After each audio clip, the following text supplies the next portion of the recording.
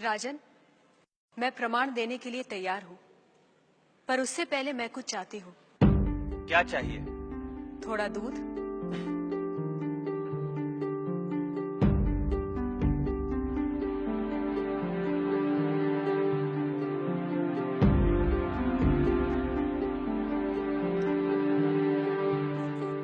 राजन, इस पात्र में आपको क्या दिखाई दे रहा है?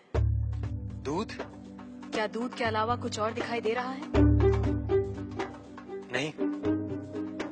पर मुझे तो मक्खन भी दिखाई दे रहा है। क्या आपको मक्खन दिखाई दे रहा है?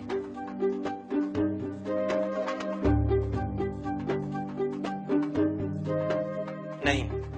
पर राजन, क्या इसमें मक्खन नहीं है?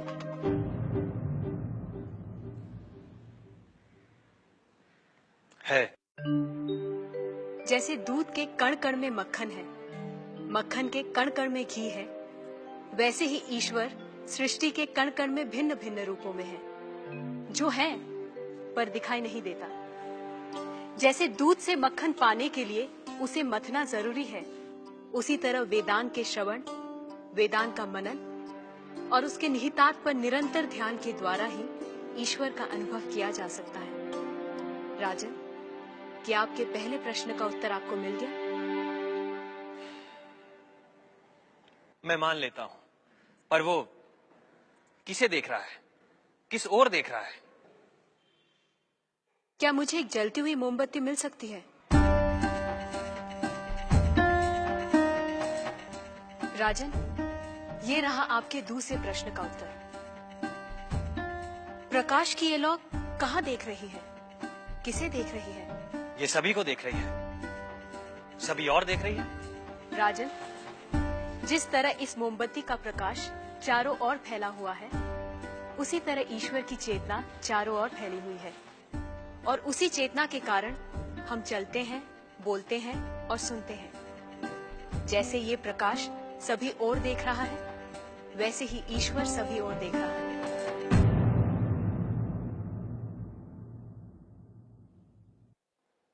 अब आपका तीसरा प्रश्न।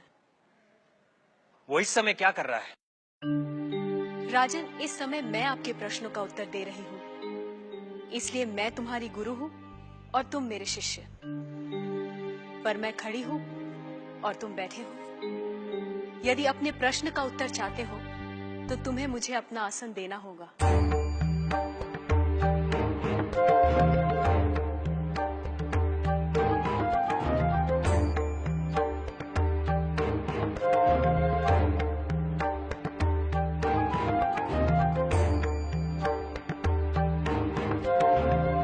राजन, ये रहा तुम्हारे तीसरे प्रश्न का उत्तर।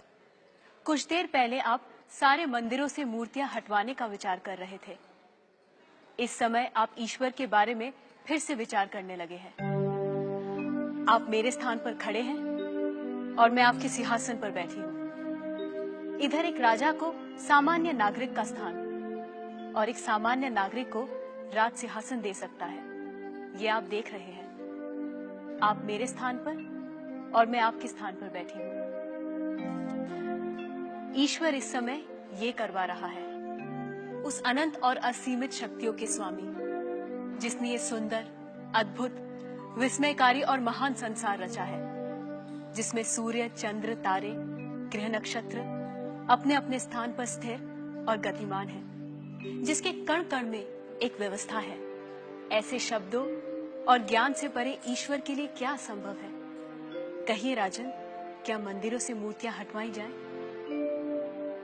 मूर्तियां तो उस ईश्वर की प्रतीक है, उनका मूर्त रूप है।